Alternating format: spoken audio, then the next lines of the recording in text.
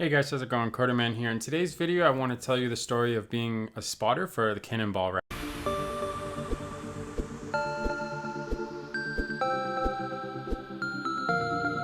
So as I'm sure you guys have seen the video or videos of some different Cannonball attempts over the last year or so, I actually had the great fortune of being a spotter for one of them. So essentially, I was one of the team members in a small part and helped them complete their mission. So I figure I'd walk you through the process and kind of explain a little bit more about it. Can't get into gritty details for obvious reasons, but I just kind of wanted to explain how this process works and why the spotters are kind of an important part of the overall journey. So the process starts with, of course, the team requesting your help and telling you where they'd like you to be on a certain day and time. And depending on where that location is, you'll either drive to it or you'll fly to it and then rent a vehicle or procure a vehicle once you're there. In my case, my location was fairly close, so I actually drove down with the GT4. So once you get to the area that you're going to be working in, you go and find your destination hotel, you get set up, make sure all your batteries are charged in your radios, make sure that you have your call-in numbers. In my case, I used wireless headphones so that I could drive and be able to properly hear Mission Control talking to me, which of course means that the footage in this video, you can't hear them. But then again, I would have muted them anyways for obvious reasons. So you'll hear my side of it and a little bit of an idea of, that process. So once you get to your location, you're ready to go. You start driving your route. They tell you when to leave and you drive the speed limit. So your portion of this is pretty easy. You just drive down the highway and you call out things that you see. Mile marker 226.8 has a expansion bridge that has a little bit of an incline.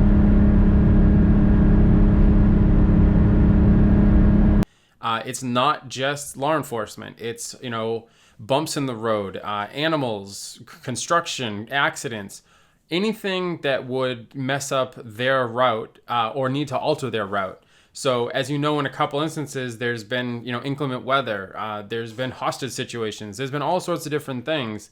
And spotters help kind of navigate around that because you're way ahead of them and you're relaying back information as you see it. So here's a quick sample of some of the things that I called out when I was on this route. Mile marker 229, I have a cop in front of me on the highway.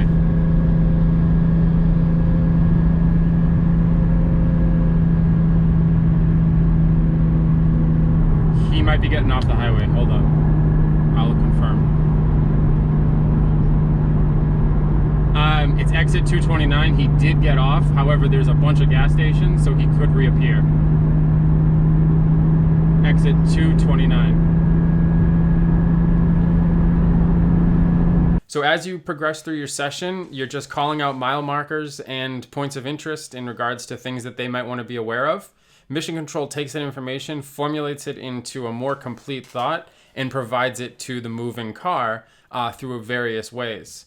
One of the tools that spotters use, and I actually didn't even know this product existed, is an app called Glimpse. And what that does is it actually lets you show your location to your friends and family, but it also lets you show your location to the team.